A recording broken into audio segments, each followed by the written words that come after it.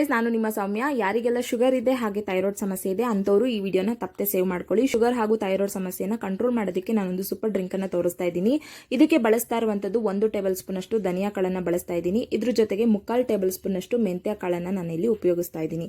ಇದೆರಡನ್ನೂ ಕೂಡ ಒಂದು ಬೌಲ್ ಅಥವಾ ಒಂದು ಲೋಟಕ್ಕೆ ಹಾಕೊಳ್ಳಿ. ಇದಕ್ಕೆ 1 ಲೋಟದಷ್ಟು ನೀರನ್ನ ಸೇರಿಸ್ಕೊಳ್ಳಿ. ಸೊ ನೋಡಿ, 1 ಲೋಟ ನೀರನ್ನು ಹಾಕಿ ಇದನ್ನ ರಾತ್ರಿ ಪೂರ್ತಿ ನೆನೆ ಹಾಕಿಟ್ಕೊಳ್ಬೇಕು.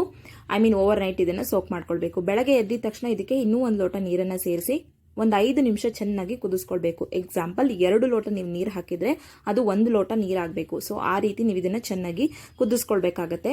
ಕುದಿಸ್ಕೊಂಡ್ಮೇಲೆ ಇದನ್ನ ನೀವು ಶೋಧಿಸ್ಕೊಂಡು ಬಿಸಿ ಇರುವಾಗಲೇ ಬೆಳಗ್ಗೆ ಎದ್ದ ತಕ್ಷಣ ಖಾಲಿ ಹೊಟ್ಟೆನಲ್ಲಿ ಇದನ್ನ ಕುಡಿತಾ ಬನ್ನಿ. 1 ತಿಂಗಳಲ್ಲಿ ನಿಮ್ಮ ಥೈರಾಯ್ಡ್ ಹಾಗೂ ಶುಗರ್ ಅನ್ನ ನೀವು ಟೆಸ್ಟ್ ಮಾಡಿದ್ರೆ ನಾರ್ಮಲ್ ಬಂದಿರುತ್ತೆ. ಯಾರಿಗೆಲ್ಲ ತುಂಬಾನೇ ಸಫರ್ ಮಾಡ್ತಿರ್ತೀರಾ, ಇವಾಗ ಫಾರ್ ಎಕ್ಸಾಂಪಲ್ ಶುಗರ್ 400 300 ಇದೆ ಅಂತ ಸಫರ್ ಮಾಡ್ತಿರ್ತೀರಲ್ಲ, ಅಂಥವ್ರು ಒಳ್ಳೆಯ ಬ್ಯಾಲೆನ್ಸ್ಡ್ ಫುಡ್ ಜೊತೆಗೆ ಇದನ್ನ ಬೆಳಗ್ಗೆ ಎದ್ದ ತಕ್ಷಣ ಖಾಲಿ ಹೊಟ್ಟೆನಲ್ಲಿ ಕುಡಿತಾ ಬಂದ್ರೆ ನಿಮಗೆ 1